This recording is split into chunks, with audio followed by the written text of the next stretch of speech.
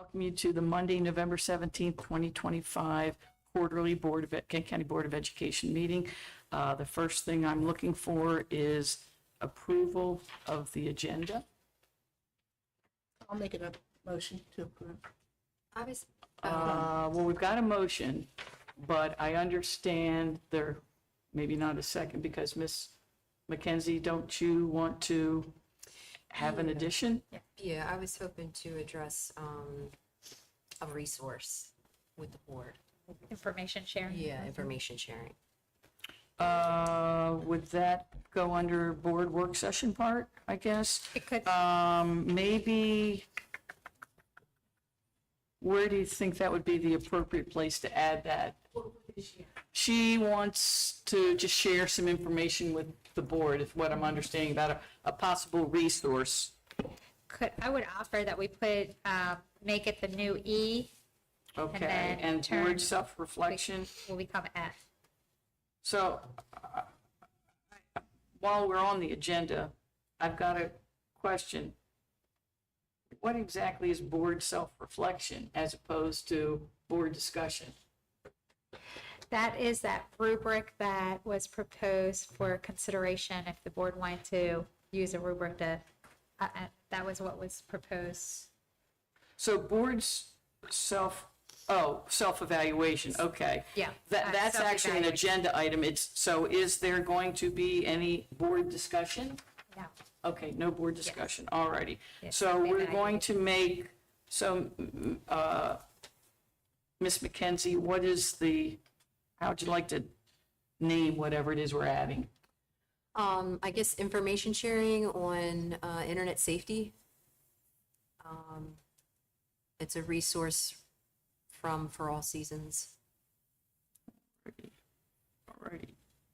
So that will become our E, and F will become board self-reflection, which I believe is really the board self-evaluation, Yes. right? Correct, already.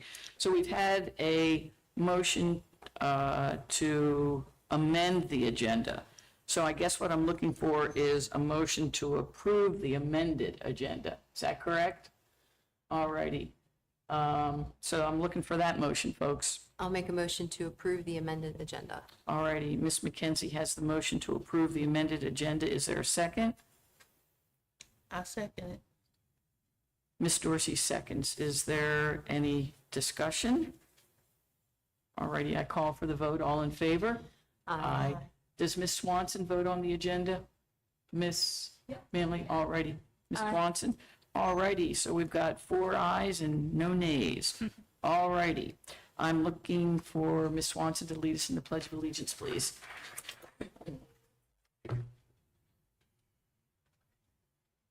I pledge allegiance to the flag of the United States of America and to the republic for which it stands, one nation, under God, indivisible, with liberty and justice for all.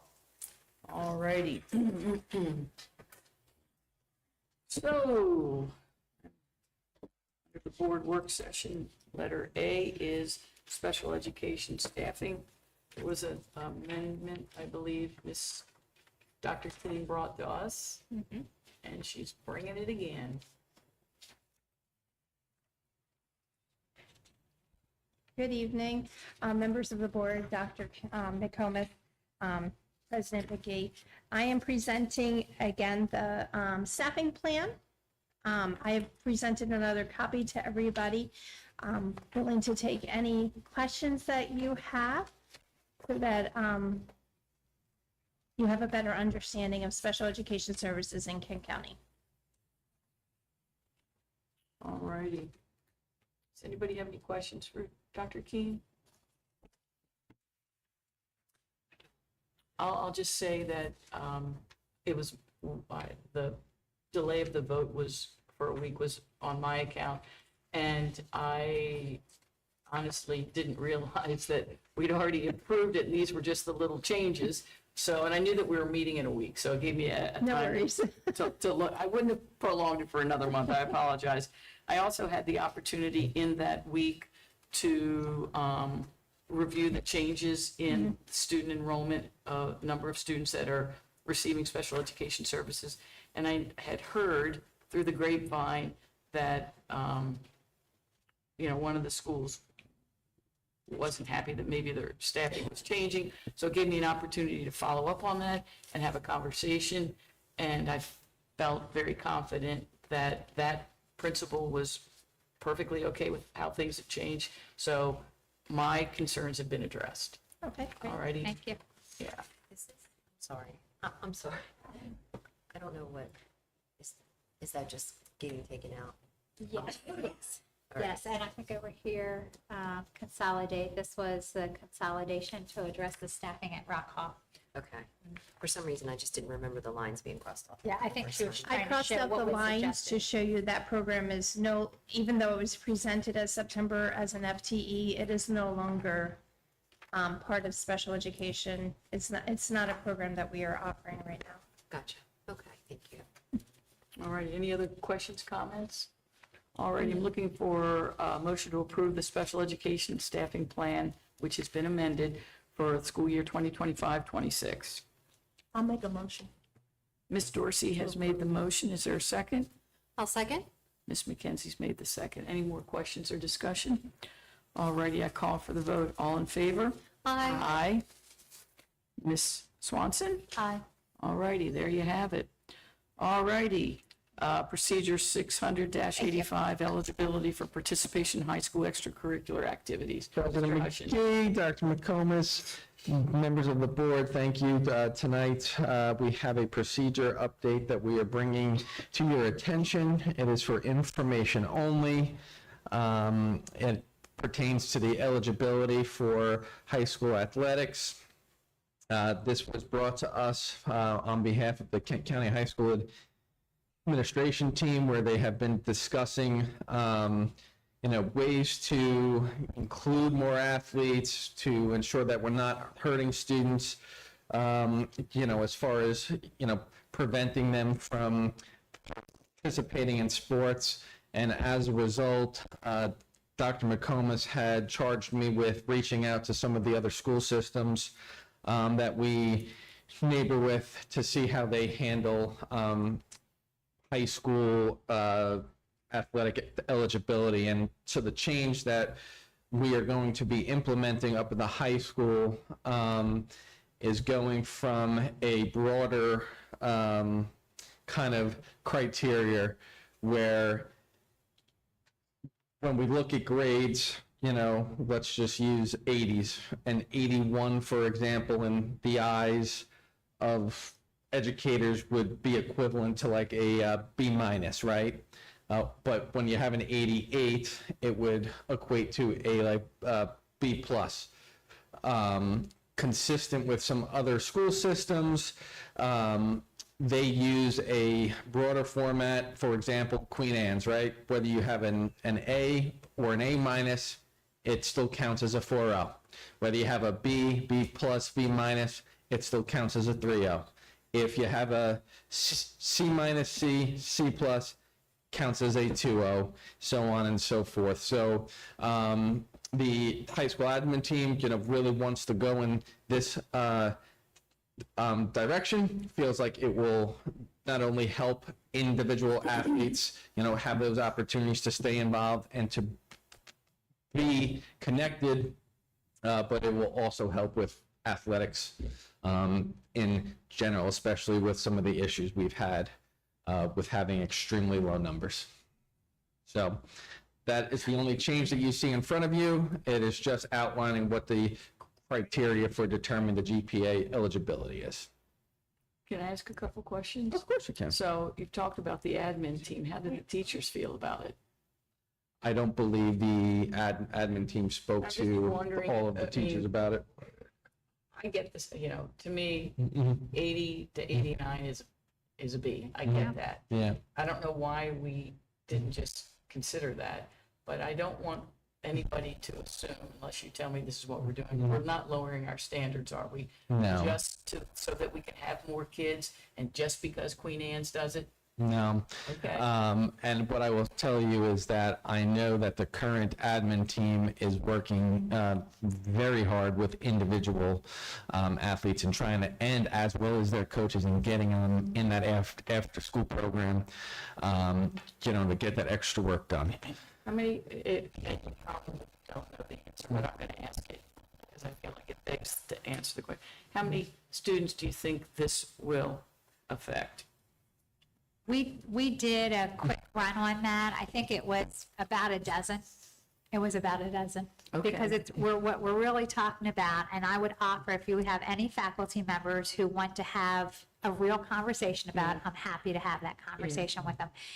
Really what we're talking about is those students who are in that, is it C- category? They're the ones that this is, before they may not have been eligible because maybe they had the 81, Yeah. right? And they would have been told no, whereas all the surrounding counties, that would have made them still eligible to participate. Yeah, I mean, hey, you're not going to find a bigger proponent of sports than me. That's true. And I totally understand being involved in an extracurricular activity. It may be the only thing that gets a kid to come to school every day. I get that. I just don't want us to lower our standards, and not for the argument so that we can have more kids participate. So I have a question for you. I only usually hear about the grade policy as it affects athletes. Does the grade policy go for members of the band and things like that as well? It's consistent across all the extracurriculars. Okay, I gotcha. Okay. Yeah, and the procedure says eligibility for participation in extracurricular activities, but then it mostly talks about athletics in the rest of it, so I was just confused about.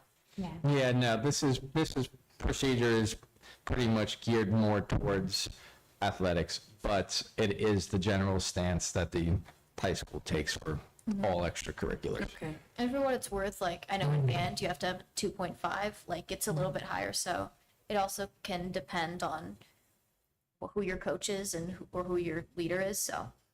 Yeah. But for athletics, it is consistent. Yeah, for This everyone. is exactly what they're going to be utilizing. Now, it does create a little bit more legwork for the athletic director and the APs because, the reports that generate are not going to show this. They're going to have to go individually through each kid, and looking at the, A, B, C, D, rather than just by going what the actual whole number is that calculates the actual GPA. President McGee, you had said something about, just referring to Queen Anne's because that's what I stated, but we also confirmed with Cecil County, Cecil doesn't even use a grade point average to eligibility. They just ensure that their athletes don't have an F Okay. on it. And I think, Ms. Dorsey, did you have I didn't Yes. think she. So the grade point average for athletes was before this? What was the grade point average? So it's always been the 2.0, but they were taking the whole number, so if I got an 82 in biology and I got a 71 in algebra, those whole numbers were what was being used to calculate the grade point average, even though a 71 can be considered a C minus, right? It would make the student's GPA lower than that 2.0 rather than viewing a C as a C. Okay, so also, if, so you said as long as they don't have an F, so that means they can have Ds? Well, that was in Cecil County. Yes, that was in Cecil. Yes, they can still have a D, but the D would count as a 1.0. Okay, well, would this D be in English? Or it could be anywhere? Anywhere. It's all subjects. I just don't feel they deserve to be playing if they got a D. That was That's the only Cecil thing. County, not. No, here, if they have a D, it would be considered a 1.0. But if they had a higher grade in some of the other ones, then it could be that they have. No, it's the. It's the overall cumulative. Yes. Yeah. But she's they right, have they a have an A in one, Yeah. and a D in one, and it kind of still works It out. works out, but they have Ds. The core subject. Right, I don't and want too many Cs if you're gonna play. And yes, if they have, lots of D's and one B, then they're probably not going to be eligible from a like mathematical standpoint. We only have 4 grades. Right. 4 card now, we don't have 8 Right. or 7, or whatever. 7 back in the So day. basically, So, if they have 1 and it's in a major class, I mean, that, because it could be, I think it's not there now, but that means it could be, so is the 59 and below is the F, right? That's the F, yeah. Okay, so it could be a 60, which is 1 point from a 59. I'm just saying, we're making it easier though, in a way. I see your point. That is where the high school admin team is working with our coaches to get those students into the after-school program to try to work to get those grades up. we are incentivizing participation. And So certainly how are we if parents, incentivizing it? We're lowering the bar, and there's no leverage making a student go to after school. You should have to sign a contract. so just having an eligibility like criteria is an incentive, right? Because playing is a privilege. You have to at least be doing this. So that's what I mean by incentivizing it. And I would say parents can always set a higher standard, right? We're setting the floor for the system because we want kids connected and engaged, right? And I'd also offer that getting kids that may have worse grades on sports teams gives them more attention from their coaches to get those grades up. So it's not, and gives them more of an incentive to keep their grades up. Because if they don't have any like skin in the game at their school, then they're not going to want to care about trying to get their grades up, if that makes sense. It's not like Right. we're tricking them into joining a sport so we can pay more attention to them, but like Right. that's kind of how it Right. And to Alden's point, I can speak to two specific examples. One this fall with football, where Coach Two, was sending kids to the after-school program to get those grades up before they could even step out into actual practice. Coach Unikis last year was willing to not participate in a state wrestling tournament because students needed to go to the after-school program to get their grades up. The assistant coach was giving up time in the building to work with the athletes. So, if the students weren't connected to those coaches, they may not be getting the push that they need to work on improving their academics. Yes, and I like that idea better because they were being pushed to make it up before they actually was able to go out rather than go out with the present grades that they had. That may be a point from an F. And I feel like that if you were having a hard time doing anything but being 1 point above an F when you start and then have less time to do your work with no commitment of going to the tutoring, then it's not likely that, this may be a good thing. If anything, it just me setting them up for failure. But I understand what you're saying, and I love what you said about the coaches being attentive and really caring about the students and encouraging them, and as a result, the students, because encouragement goes a long ways, because a lot of times that's all children need is someone to stand behind them, just push them a little bit, and you're not making them do anything, you're just showing them that you're concerned, and really it's the main ingredient a lot of times to get children to do better. Just having someone that says, hey, you can do it. Right. And being able to be in that situation. But I don't want them to be, for it to be lowered and then they get in and feel like it's not as much of a need for me to really try. Because I've seen students that wanted to do a sport, and man, they got their work and they made that thing up and they made sure they were able to do it just because they wanted to play. And it kept their grades on track because they probably could do it anyway. That's just the point that sometimes they, like Alton saying, when they don't have anything else to do, they just kind of get lazy and say, I'm just going to do enough. You know, so it all works, but I just want to make sure that what we're trying to do here and what the coaches are doing and get a commitment from students just to make sure that this thing all the way around works and not go the opposite way, because we can't keep lowering the standard. I just feel like it's not as, when we were in school, I just feel like not as much is required of our children to really get out of them everything that they really possess, because it's almost like having your rights or something. You have a right to learn when we go to school. My children, I told them you have one job, get an education. It's really your only job. It's your first job, your most important job. Right. You know, and our coaches do take this seriously, and if their grades fall behind, then if they fall under this threshold, then they can't participate. So, and what we're really talking about, so to be clear, when we're saying we're lowering the standard, we're saying that the kid with 71 now can play, whereas before we were saying if he had a 71, he couldn't, or she couldn't. That's what we're saying. They could still play with a 71. But it's see. really that thin Yeah. of a No, I know, margin, because the C minus mathematically I know. would calculate less than the 2.0. Yeah, I'm not arguing with any of those. I'm going to be cranky for a second. I'm going to do a good thing and a bad thing. Okay. So the good thing is, and Mr. Husham was sitting in the audience, we had a student that went into the Kent County High School Athletic Hall of Fame. She specifically said in her freshman year, she was failing 2 classes.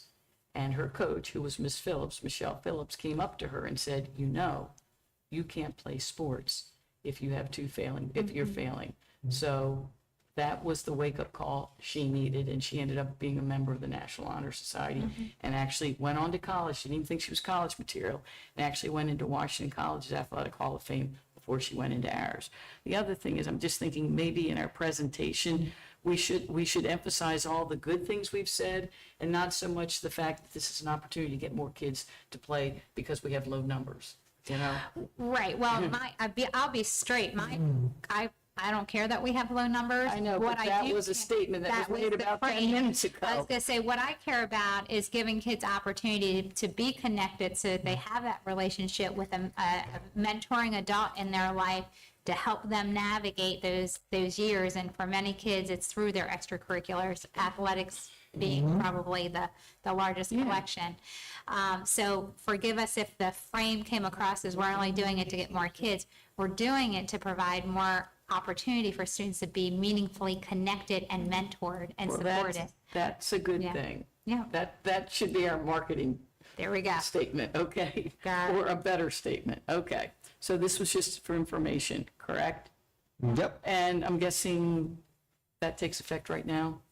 For the It would for the go winter? into effect tomorrow, and, you know, they'll have to run the reports. All righty. Thank you. You're welcome. Minimum school funding waiver approval? So, thank you, Mr. Hushin, and thank you, Mr. Kirby. So, just to, if you don't mind, Mr. Kirby, I'll just frame this for the viewing audience and our board members. As part of the blueprint, school systems are required to organize their money in the minimum school funding model, which often is referred to, you'll hear people talk about the 75-25. Conceptually, the idea is that 75% of the funds need to follow students to be at their school, so that the money comes as close to where the students are as possible conceptually, and then about 25% is permissible to then run like the central organization of the school system. Within each school, there are, is it 8 categories, Mr. Kerr? So there are, give me 1 second, 7 categories. 7 Yep. categories, thank you. And then you have to hit a certain target for each of those categories. If you recall way back to last February, I laid out some of the funding formula pieces. There's the per pupil foundation. There's a category called compensatory education, which is different than the term we use often in special education. Compensatory ed is additional funding because we know that as students have more challenges, maybe they live in a high poverty community, that it costs more money to educate students who have challenges.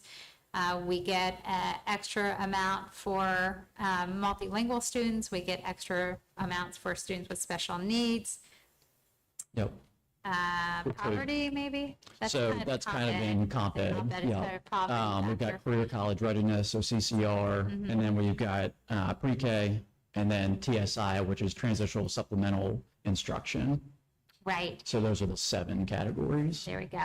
So in this year's budget book, if you look in the appendix in the back, we showed you what this year's budget, how it would break down using the minimum school funding model. For this financial year was, in the original legislation under Blueprint, was the financial year, I believe, that all school systems were supposed to have gotten into. So the 75? FY27 is supposed to be the first year that you're compliant in every category. Got it. So we are in FY26 right now, and I'll kind of back up to the I'll turn beginning of it. So FY25 was essentially you're judged on making a good faith effort. So you were not penalized in any way for FY25 if you didn't meet that 75-25 split. So for FY26, it's judged in a way that's a little more confusing, but I'll try my best to explain it how the AIB has it. So essentially, looking back at FY25 and our final expenditures, we had just one location that met that 75-25 split, and it was the middle school. So in order to be deemed compliant for FY26, you essentially have to make up the difference in total children that are not in compliance by 50%. So essentially, you take our total population, take out the middle school, which would leave us with around, I want to say it's in the 1,300 kid range. And then basically, you have to make up 650 students have to be in a location that does now meet 75-25. So it could be split between the high school and one of the elementaries, or the high school and 2 elementaries. But that's basically how FY26 is judged, and it's a very confusing formula. The case in point is that we're pretty certain we're going to meet that anyway with how everything is set up. But we're doing the waiver process just as a insurance policy, just in case, for whatever reason, we're not able to make up that difference that I'm discussing for FY26. If I just may add one more thing, thank you, Mr. Kirby, for picking that up. We will be judged on how the money is spent, not how the money is budgeted, right? So the idea is you budget a certain way in compliance, and then at the end of the year, the AIB comes back and holds us accountable. Did you in fact spend your money in accordance with that? So some of this is also knowing that you don't actually see what those final numbers are until next, September, October, when the October. audit for this financial year Right. is in. So we're asking for a waiver now, anticipating that we will not really have hit those targets in spending, Correct. but we won't actually know that until next October. Exactly. Just to add to. So is the waiver not because I know that we had a waiver for something else, and that was a waiver for, well, it was Blueprint related, but it was a waiver not to say you don't have to do it, but to Correct. give you more time to do it. That's Is that what this that's what is? this is. Okay, That's I what got this you. is. Okay. So, and currently, the deadline for it is December 1st to have these waivers in. You can speak to it if you'd like to. We think there's a chance that might get extended here shortly, but we're continuing to move as if December 1st is going to be that date still. So we are in position to have everything submitted for December 1st, but we think we may end up getting additional time if need be here shortly To request the waiver. for the waiver request. Yep. Yeah, so that's exactly right. We anticipate, based on feedback, not just for Kent County, but all the school systems in the state, that this Thursday, I think it is, or Correct. Tuesday? Yep, the 20th. It is the next AIB Accountability and Implementation Board meeting. It is anticipated that in this week's meeting, they will move to extend the deadline beyond December 1st for the waivers and push it back because largely just about every school system is applying for waivers in one way or another because you have to do it per school. So when you think about some of the larger systems that, you know, have close to 200 schools or so, they have to do the 7-point analysis for every single school. And so it's a lengthy process for some of the larger systems. I'm grateful that our team we're ready to meet that December 1st timeline. And that's exactly, thank you for bringing it up, because this is exactly that. When the waiver was announced last spring, I said, yes, we will pursue that because it gives us more time to get things aligned. I also just want to say, and I'm sure we will have more conversation about this probably next September when we're finished working through this financial year. When you look at this and it might say, let's say we're underspending on MLs in Galena and not in, let's say, Garnett, hypothetically here.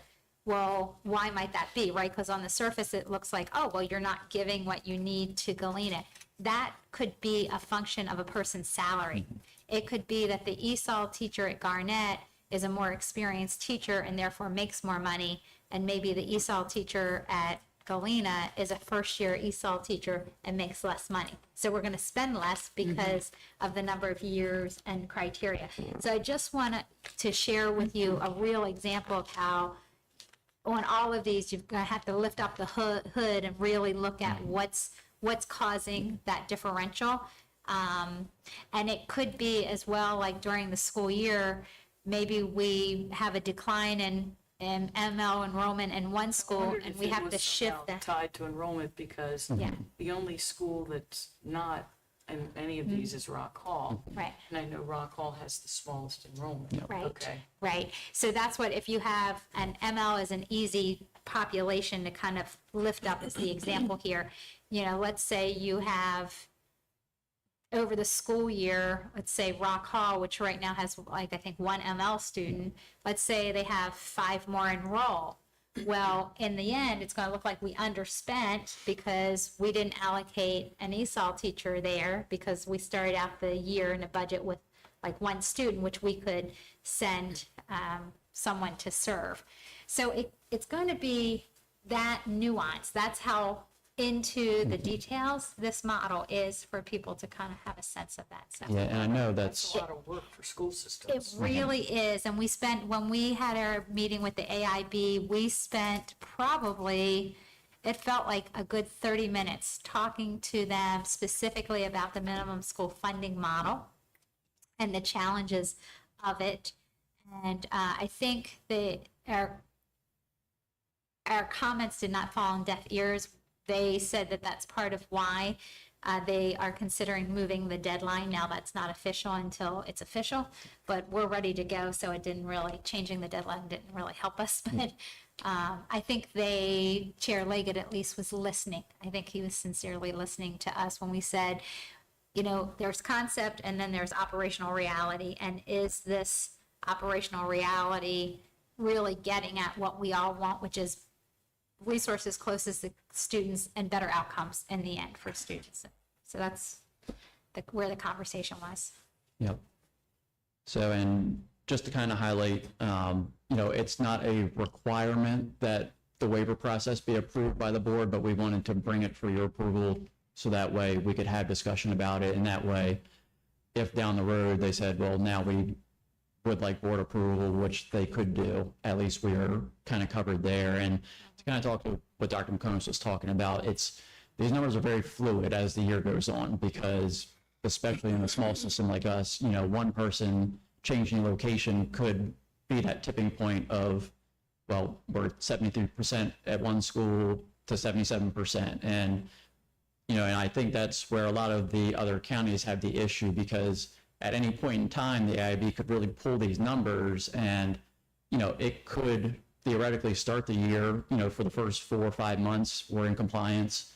One small change happens and, we don't catch it for a month, or somebody changes location and they pull it, they could technically hold funding. I know that's kind of what the process is right now with all my discussions with other CFOs is how this is incredibly fluid, and there really isn't kind of a set point in time where they're going to make a decision if you're compliant or not, because right now they could kind of pull it at any time and say, well, today you're not compliant, but next week you could be compliant again, because that's just kind of how thin some of these margins are.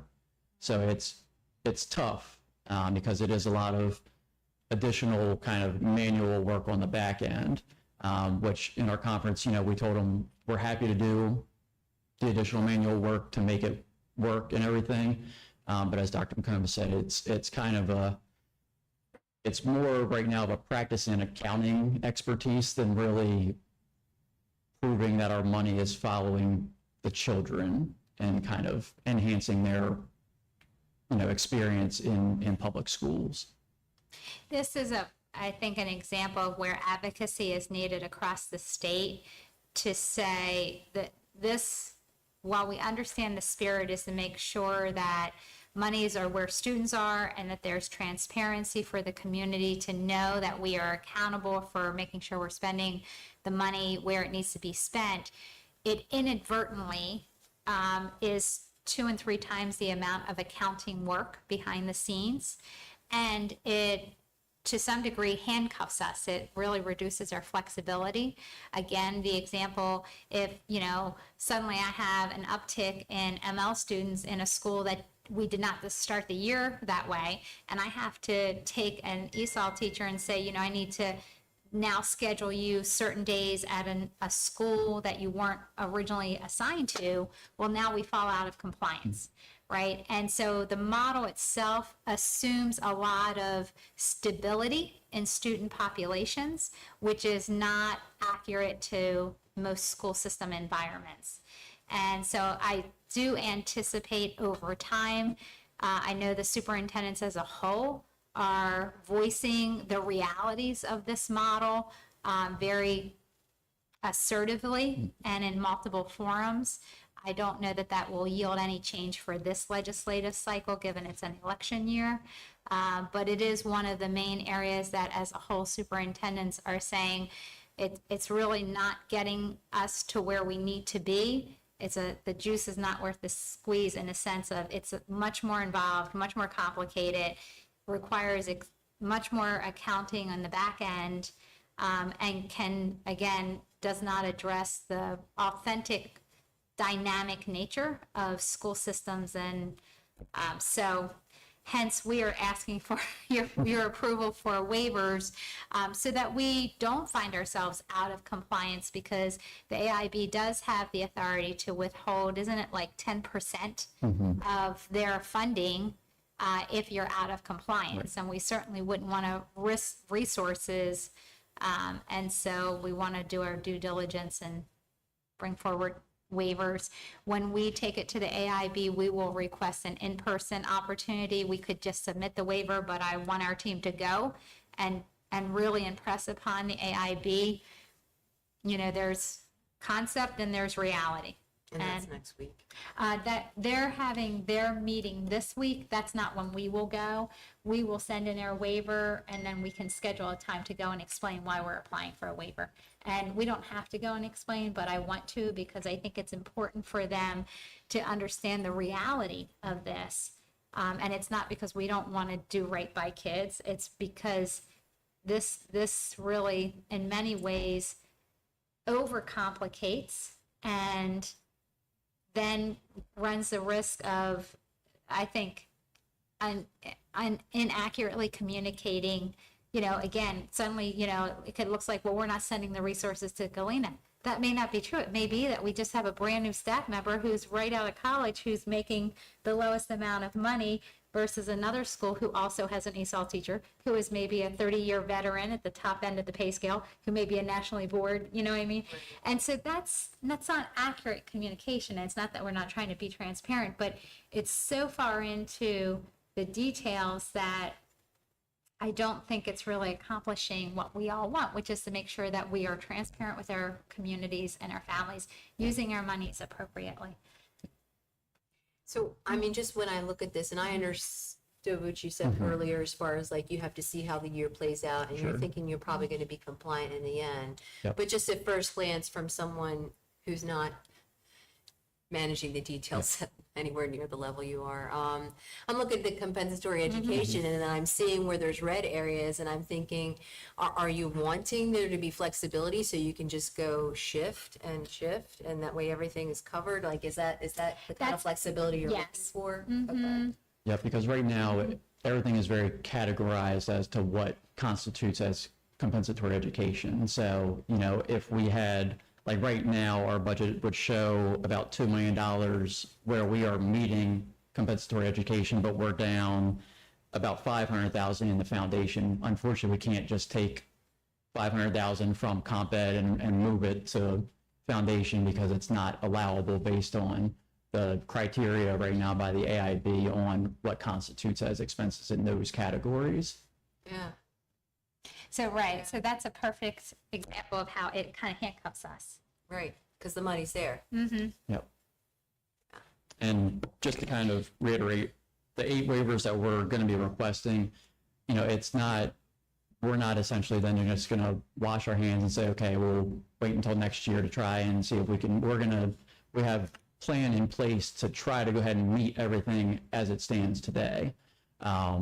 This is more, as we said, just kind of an insurance policy on some of the categories that we're, you know, most wary of in terms of being able to meet it or not based on what our budget was coming out of last fiscal year. So, Let's say they hold us to the December 1st deadline to submit a request. When would we hear their decision? they have not given us an anticipated approval or, you know, denial. Yeah, I'm just saying Date it's follow-up. It's a great question. The Yeah. smart course is to aim for Sure. compliance in case you get way down the road and find out the answer was no. Correct, Yeah. right. Yeah, and that's the overall goal is for us to be meeting it by the end of this fiscal year anyway, so that way the waivers end up being a moot point, but as we said, this is just kind of insurance policy just in case. All righty, were there any other questions or comments? No. All righty, I am looking for a motion to approve, to give Kent County Public Schools the approval to pursue the 8 waiver requests as noted. I'll make a motion to approve. Ms. McKenzie's made the motion. Ms. Dorsey has made the second. Is there any more discussion? I call for the vote. All in favor? Aye. Ms. Swanson? Aye. All righty, there you have it, Ms. Manley. All righty. I think this might still be you, Mr. Kirby, the legislative audit report. Yep. So good evening again, everybody. So in front of you is our Office of Legislative Audit report. So as you remember, Audrey was here a couple months ago going through our annual financial audit. This is a much more robust and different audit compared to your typical just financial statement audit. This happens every about 5 to 6 years. It takes about 7 or 8 months in total before, you know, when they start their work versus when they finish everything up. So I believe they really started last February. And then, you know, we got our final report in the last couple of weeks. So to kind of give you a timeline and pretty much that entire time they are, you know, they don't really come and go for weeks at a time. They are pretty much consistently, you know, requiring information. So, so this audit really goes into the nitty-gritty details behind everything, whether it's, you know, fixed assets, your procurement, IT, HR and payroll. So it pretty much covers every single, you know, aspect of just our system in general. So just to kind of highlight some of the areas, so we did have, I believe it was 9 total findings in this year's report. The first 3 are on the procurement side. There was one for payroll. There was an internal control relating to equipment. There were 3 IT findings. Those are redacted as Maryland law. And then there was one final one that was more on the HR and our work with Bolton. So what I will say is that there are plans already in place of how to address all these findings. And my plan really is to loop the auditors in with what our plan is going to be to ensure that, what we are thinking will kind of suffice and will take care of these issues. So that way they're not a repeated finding 5 to 6 years from now. We're trying to loop them in the process. So that way, they can kind of confer with us and allow us to know whether this will suffice or, comply with what they view as being acceptable for Just- moving forward. Just a quick question. Do you think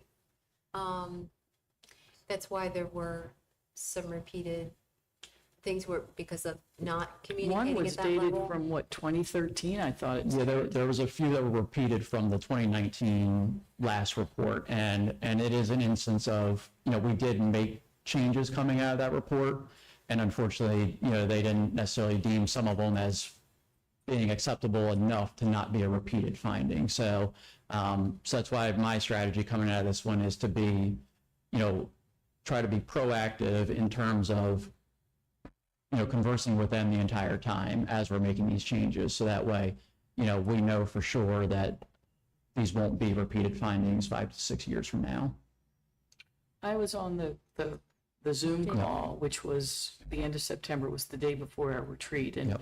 Dr. McComas and Cray were on it as well. And a lot of my takeaways, so I want to see if, because we haven't spoken about this, if we No, all we had the haven't. same sense, that I kept thinking it came down to manpower. There were so many things that we needed to do, and we don't have the staff, and I'm going to get on my soapbox for a second, which is what sometimes when we're asking for money for our school system, people don't seem to understand that no matter what size your school system is, you still have to do this. It's like when you have a building, you have to have a principal. We have to have a superintendent. I mean, those are things. Now, when you're in a big school system and you got 10 people doing the thing that we either were asking, now we're asking Mr. Kirby to do it, before we were asking Mr. Kirby and Ms. Stewart to do.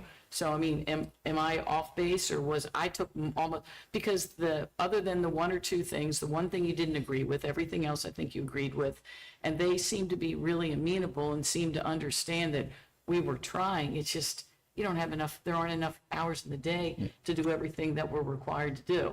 That I would completely agree with you, and that's like one of the main things was sort of a system of checks and balances was one of their pieces that they, I think it was a repeat piece. And Mr. Kirby and I have discussed this. It really is that function of manpower, right? Because if I'm the one who, I don't know, let's say, for example, I'm doing payroll, there needs to be somebody who can verify and inspect that what I'm doing is accurate, but it can't be the person who then is in charge of the bank account, you know what I'm saying? So, and because we have so few people to distribute all of those responsibilities, that's kind of what we keep getting tripped up on here. So it is something that he and I have discussed. He's identified at least one strategy that we think we can use to kind of rectify that. Another thing we already just began rectifying, if you remember, just last week, we brought forward a sole source. Yep. And that's one of the procurement pieces. I was honestly surprised they mentioned that, because I'm thinking about the amount of time that I've been on the board. I feel like we've always had a lot of discussion about why we're doing a sole source, and so I was kind of surprised that was a finding. I was as well, because having come here, like just when I came on board, that was something that we were doing. But again, these audits cover like a 5 or 6 year period. So it may be that like in the last 24 months, we are doing that, but it could be that the first 18 months of the audit cycle, there wasn't evidence of it. So I have a question. Having seemed to be we're a consensus that, yeah, manpower is an issue. We're down a person now in that office with Mr. Kirby in an interim. How are we going to, what are we going to do? Yeah, how we, well, we have a plan for that, and I think next month we'll be bringing forward a little bit more detail on that, but that is not anything that we haven't been discussing with Mr. Hushin all along. We did attempt to reach out to see if we could contract some additional support. Unfortunately, the expert that we're trying to reach out to is currently providing additional support to Queen Anne's. So that retiree was not available to come and be. Because initially we thought they would be, right? Yes, Yeah. yes, we were hopeful. Okay. And then when we reached out, they weren't available like we thought, so. Yeah, I just, if I could make one more statement, like I said, I was on that Zoom call. My takeaway, A, was the fact that it was more of a manpower issue. The other thing is, I didn't get the sense, you know, I know Mr. Queen, when we talked about our audit back in like September, I guess, or it could have been October. Anyhow, Mr. Queen asked for a definition of audit, thinking that it was we're being audited like we'd done It's a something bad thing, wrong. right? I didn't get the sense that there was any inference that there was fraud going on or anything like that. It was just a matter of there not enough time and enough bodies to do all the things that are required of all school systems. Correct. And think about the audit, I think another good word would be inspection, right? It's a 5-year inspection to make sure things are in order, and no place is perfect. So I've never seen an audit that doesn't find one or a couple recommendations for improved practice.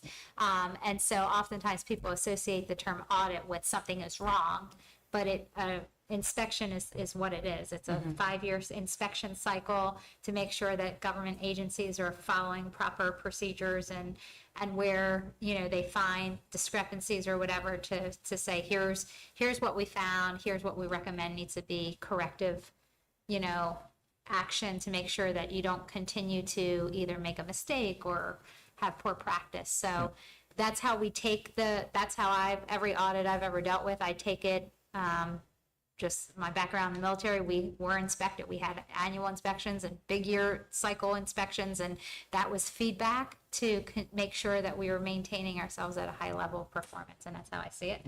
And so, again, we've already, you know, trying to make sure that we are making adjustments right away, and I appreciate your recognizing some of this is a function of manpower, because we are lean. It does make it challenging. All right, are there any questions or comments? Great. Thank you, Mr. Kirby. Thank you. Thank you. Already, it looks like now the new E is information sharing on internet safety. Is that something you were going to share with us, Ms. McKenzie? Yeah, we received, I don't know if everyone received the email. I don't I think can anybody but forward. you did. Oh, okay. Yeah, I didn't get it. can forward. It's from Susan Alstrom. She's with For All Seasons. And so I'll just read the email. It's very short. It says, "Dear community partners, as the use of intimate images and videos to cause harm continues to evolve, it's important that we do our best to stay current on the latest issues facing children and youth. As we all know, staying on top of these trends is easier said than done. In 2024 alone, National Center for Missing and Exploited Children saw a 1,325% increase in cyber tip line reports involving generative AI.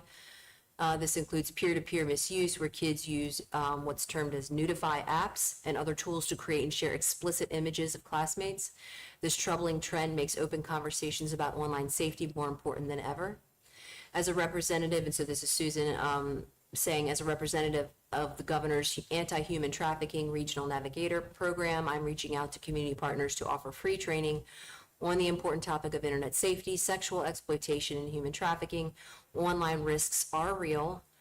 Presentation topics include online sextortion, youth vulnerabilities, privacy risks, grooming and enticement, photo and video sharing, how to identify and report suspicious activity, and then to request an in-person or virtual presentation for your organization or community group, and then there's a form to fill out. And so I wanted to bring it to our board's attention just because I think at this level, it's important for us to be informed about this, but then of course, wanted to talk about it at this level because I think all schools and leadership should be informed. I mean, everything can happen so fast, and when you have individuals who are cognitively not fully developed accessing apps and things without any concept of the long-term consequences or even short-term consequences of those choices of engaging online, and not understanding how easily it is to be exploited. And that's where it just gets, it's really important for parents, teachers, and anyone who is working with children to be able to speak intelligently about this. And so I think the more training all of us can receive, the better, because the technology is happening faster than we can keep up with to be able to guide kids who have access to it properly. So my hope is that, you know, the board itself could receive training in this area, but then I don't know, you know, where else that would go. But I think the more training, the better. Right. I can certainly dig deeper into this in terms of training for our employees, faculty, staff, administrators. I think I'll just need to know if board members are interested in the training for themselves or not. And you can just let me know if you are, and I will look in, because it seems like the training is free, I think she says earlier. Is it a online kind of thing, do you know? It says in-person or virtual presentation. So yeah, it is something that we could do virtually. I can take and send this to each of the board members separately, so you can take time to look at that. And then if you're interested in the training, it seems like you could probably directly fill out the form for the virtual or sign up, I guess. And then I can look into that to understand how to fit it into our safe schools, because I would absolutely agree that the technology that our students are exposed to is evolving every day faster than we can keep up with as a society. And things that they're talking about here, the sextortion,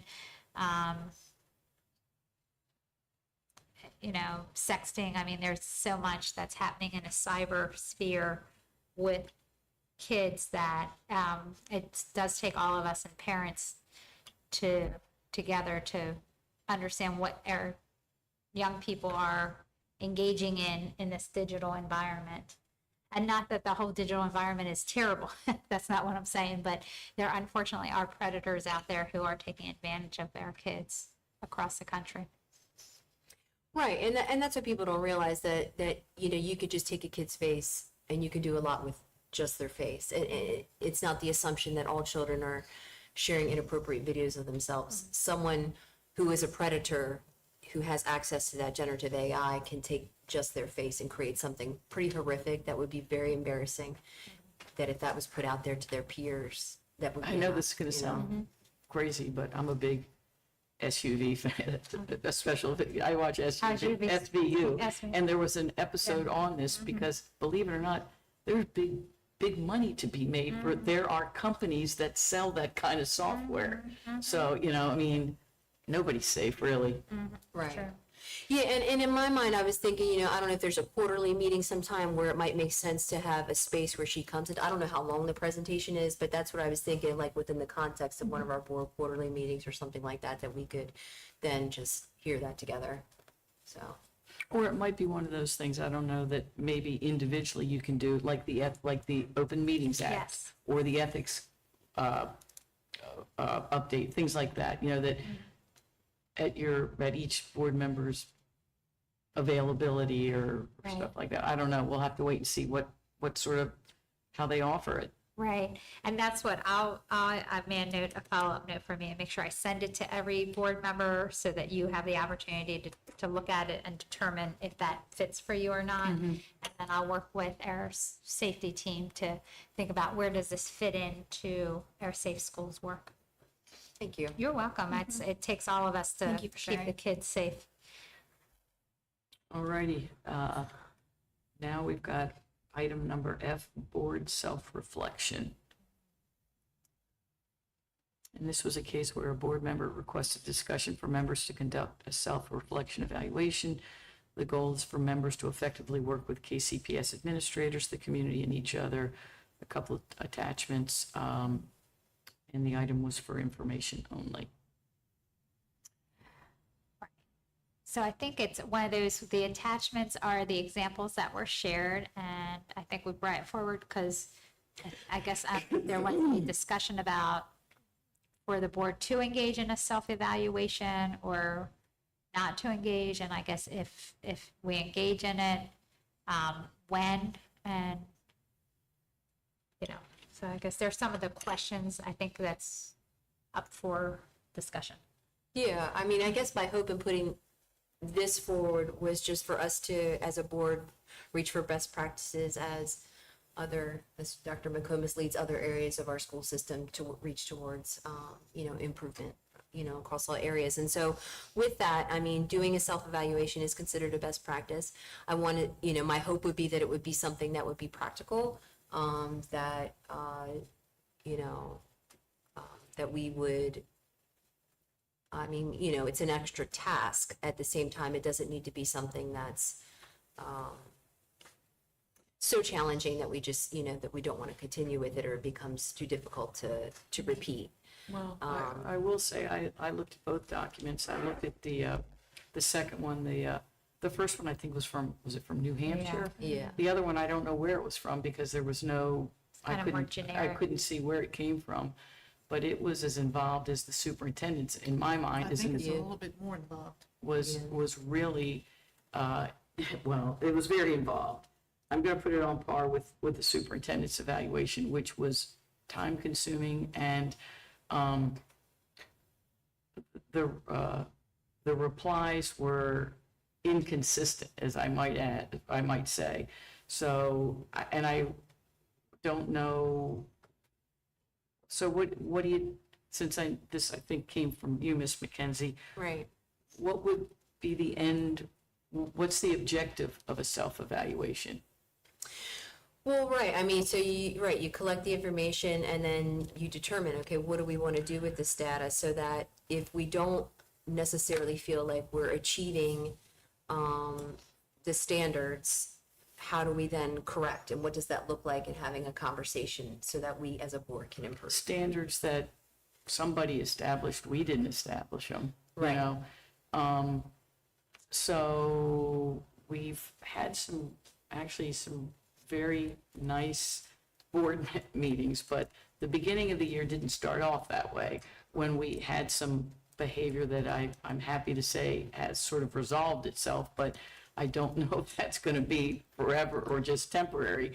So I'm using that as an example because that's one of the things about, being civil and respectful and coming to board meetings prepared and knowing what you're talking about. So what if some of us decide that we haven't been respectful and somebody else disagrees with that? And what do you do about it? I mean, that's what I'm saying. What's the objective of that?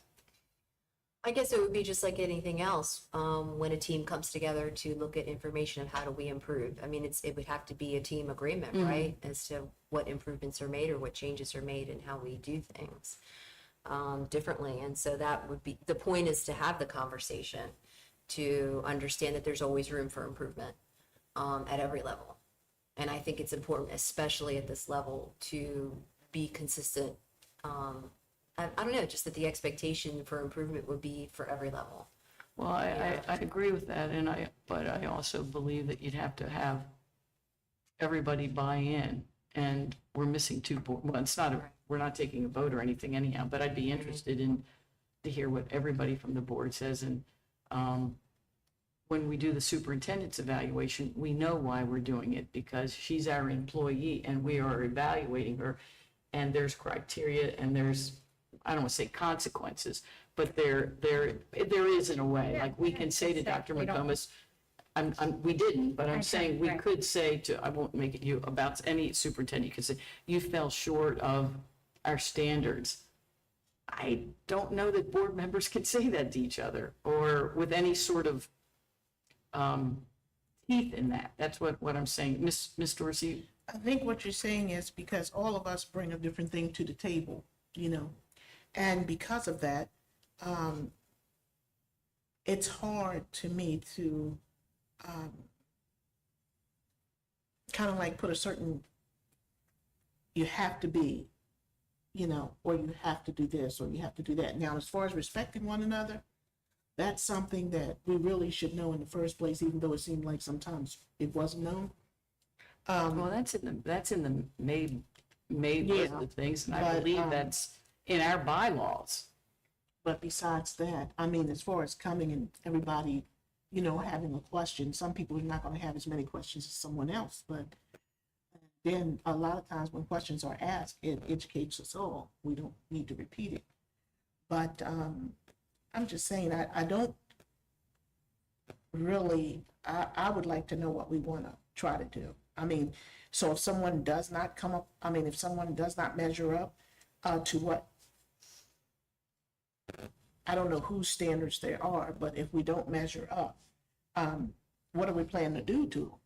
Give them some extra training, extra class, extra workshop? Yeah, one of the questions I have is, because it sounds like we're looking at this as individual evaluations, but I'm It's really a- wondering, it's a team, it's the as group. a team. Yeah, it's As the a group, team, yeah. how are we performing? And where do we think as a team, we could strengthen? Or maybe as a team, we're really excellent at a particular area. Like I would say. Well, just in for the X- record, there is a spot for individual. Oh, is there? Okay. Individual members, I'm looking at and again, I don't know where this came from. The first one I know is New Hampshire, the second Right, one just showed up. Individual members' contribution to the board team, you know? Uh-huh. And do I evaluate Oh, I see, myself? I see it You here. know, and do Uh-huh. I decide that I'm exemplary or I'm unsatisfactory, or does Miss Dorsey evaluate me or Right, whatever? You know. And so I think in putting forth these examples, my hope would be that, you know, as a board, if we consider moving forward with any kind of self-evaluation, we would look at, and even I'm hoping MABE could be helpful in determining, you know, what do we want to evaluate? I'm not saying that I am set on either one of these at all. These are just examples of what an evaluation can look like. I do have an inquiry into Milton Nagel, who's the executive director of MAVE, because I know Queen Anne's does not do this. 'Cause I Most boards don't. Yeah. Yeah, I was and there curious. was a I wanted to know time- I want to know from him how many, in Maryland anyhow, how Yeah. many boards do this. Right, and so there was a time when this board in particular in Kent County was highlighted, I have to find the study, as an exemplary board among the nation, and actually at how well we were performing, and so as a school system. You know, and when I think about what does it mean to reach for that? So historically, that was the case, and we were I'd have to find it and send it to you, but it was how we were, Kent County board specifically was highlighted in a really, really cool study. And so when it talked about best practices, self-evaluation was one of those best practices. And so when I think about not just this board right here, right now, but best practices moving forward, just like with the policy tracker, I'm not just thinking about right here, right now, I'm thinking, how do we, you know, up our game long-term, so that whoever's sitting at this table understands this is how, you know, that we operate. I'm guessing it would be a yearly? That's what I'm thinking. Well, Yeah. I'm just thinking that, yeah, I don't know how you couldn't not do it yearly, but when the 5 people sitting here change, there'll be change in leader. I mean, I can see where that could, you know, could change, you know, I mean, and, Right. yeah, And everyone comes to the table with a different set of skills and knowledge. And so to me, a self-evaluation for someone who, say, doesn't have an educational background and doesn't have experience in this area at all, getting them to start to thinking along these lines of how does a board member function? I think it provides a guidance. Even though it's an evaluation, I think it also provides guidance to this is the level we should be thinking at. And not just guessing as we go along. Yeah, and I also think that wait, I had a thought. It doesn't, oh my gosh, it totally went away. It's I hate okay, when that it'll come happens. to you. Sorry. Oh yeah, it's sort of, doesn't have to be like everyone agrees that we fully achieved this loss, or we mostly achieved, or we partially achieved. Like, I think it could be a way for like individuals to fill this out and then bring their opinion, and then voice their concerns, and then have a holistic view of how everyone's really thinking. So even if everyone isn't on the same, doesn't think the same thing, we can all be on the same page about it. And then we can use the data from everyone to like, decide what direction we want to go on that specific, form of evaluation, Right. you know? So let's just pick one as the example. Which one are you looking at? I'm sorry. Are you in Miss the, are you in McGee. the, are you in the New Hampshire one? I'm in the one that's unlabeled, the more generic one. It was the second one, right? Yes, Okay. the second one. Is that the one you're looking in? I mean, No, if you she's- go I for think she's both. looking at- I mean, the one I was I looking think at you're just looking now at was the Hampshire, first right? one. Yeah. Yeah. But like, even for the second one, even if we don't all agree that we are in the first section in standards, exemplary in revisiting, reaffirming, and revising our vision, mission, and goals, like everyone could rate the school, how we think we as a board. I also don't think we need to have individual member evaluations. I think that's kind of weird. But we could say, as a board, how do we think we're doing on this? And if I say 1 and Trish says 4, then that, warrants a conversation and a discussion. And this, I mean, if we were to have one that was as extensive as the second one, it would be a really long conversation, but I think it would probably produce some really productive conversation about where we think we are and why, and how we think we could improve. I think, part of me thinks that some of this, or something similar to this, I feel like may have come out of the last 2 board retreats. Right. That's what I was going to say. Do we not do the same thing at the board retreat? Right, or how might, and I agree with you, because I think the board retreats are a good forum for this, because they're oriented to have that kind of discussion, as opposed to like a business Yeah, decision making. it's less, I mean, it's still very serious, but it's less formal, and there's a facilitator. Yes, yeah. So what I'm wondering is, how might we use this tool, one of these tools, or parts of each tool, right, to support future board retreats? And I agree with Alden when she said about having it for the board itself and not the individual, Right. and hopefully won't be this extensive. Right. Well, right, and that's why I put 2 different ones, because Yeah. I wasn't necessarily thinking the longer one. I think the longer one goes into a lot of details that are helpful. I think there's definitely a sweet spot in between Right. the two. And I also feel like if there was a room for like, I like on the second one, how at the bottom it's our team's greatest strength in this area, our team's greatest challenge, because it offers some room for reflection. Because if you're just going through it and going and checking boxes, there's not really like a why do you think this sort of thing. It's sort of, so it can be helpful for individual reflection, but also for like formulating your thoughts for the rest of the group. Like, I think this section on the second one, section 4, governance, team relationships, and accountability, there's some interesting things here, right? That I think, like, understands complementary roles. I think clear communication with superintendent. Like, I think we have that. Like, we have a system in place, establishes and adheres to board operating norms, codes of conduct. We did this, right? And so that, right, so I think things are at a healthy place. The point is not a comment on Right. what's happening now. Yeah. You're not always going to be here, we're not always going to be here. The right. point is to set a process.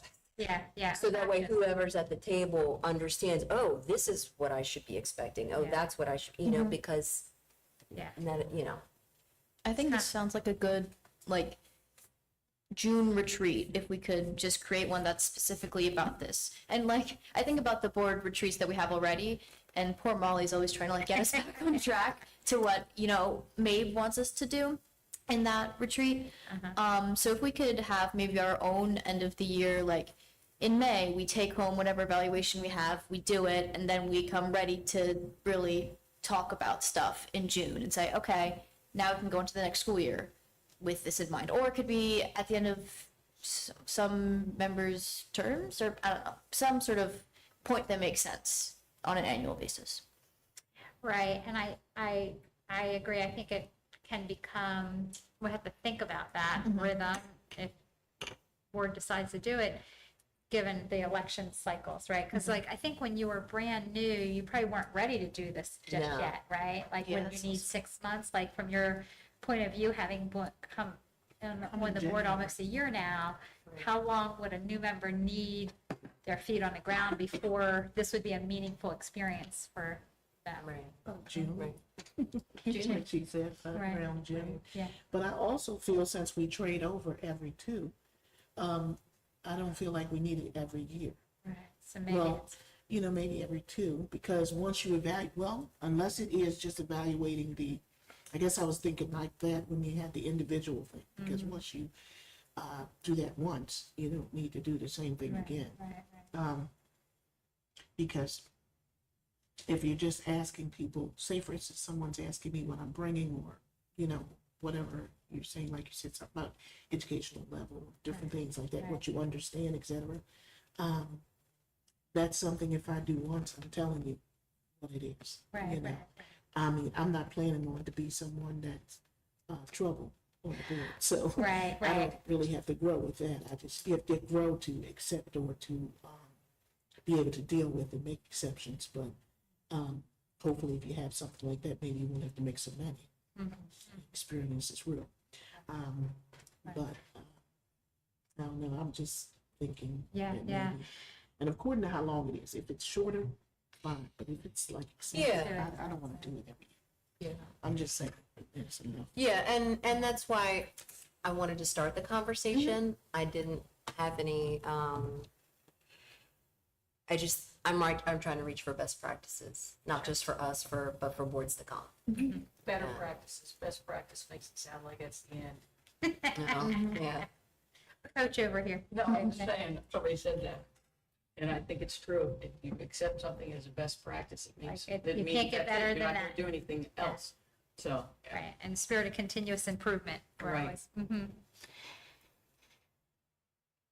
it's just for information only, it's something to bring, again, maybe when we have a full The board. full board with Yeah. us. Oh, yeah. But I think it's a great idea. I like it. I think if we can figure out how to best fit it for our board, it could be really productive.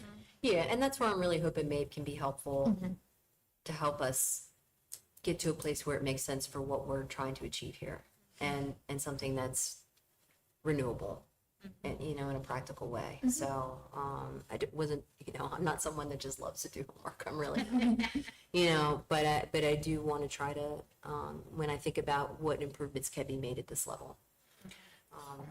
And I hear you say about the improvements and what we're trying to achieve. I think that we should set goals for, if we're gonna do this, then we need to set goals on what we're trying to achieve in order to get there. Or else we're just all over the place. you Right. know? And I think that would help us determine what tool, Yeah. right? Like what we're trying to do, and then that would help determine what parts of which ones, or Yeah, that if we there's need other. to even ask, because some of the questions may not even apply, you know. Well, they may not apply to us, who's here now, but could apply later. So sometimes you may have to change it up too as time comes by. But I do think we need goals. That's just like when we evaluate the Right. superintendent, we do it on goals that have been set, Right. you know. You have to have somewhere, we have to be going, have somewhere that we're going in order to get there. Right. So maybe, for example, just building upon what Ms. Swanson said, if we did like a June retreat, it sounds like the first thing would be to establish the board, like whatever the goal is, and then figure out what pieces align to that, and then that would be a baseline. Does that make sense? Just building upon what you were saying and what you were saying, Ms. Torsian. Cool. But yeah, thank you. Okay, thank you. Righty. Ms. Manley, any public participation? The next meeting of the Board of Education of Kent County will be held on Monday, December 8th, beginning at 5:30 with the open session. Open session will be immediately followed by the board members going into closed session. The open session will resume at 6:30 PM. This meeting will be located at the Administrative Building in the boardroom, 5608 Boundary Avenue, Rock Hall. I am looking for a motion to adjourn. I'll make a motion to adjourn. Ms. McKenzie's made the motion. Is there a second? I second it. Ms. Dorsey has seconded. Any discussion? I call for the vote. All in favor? Aye. Aye. Aye. Aye. All righty.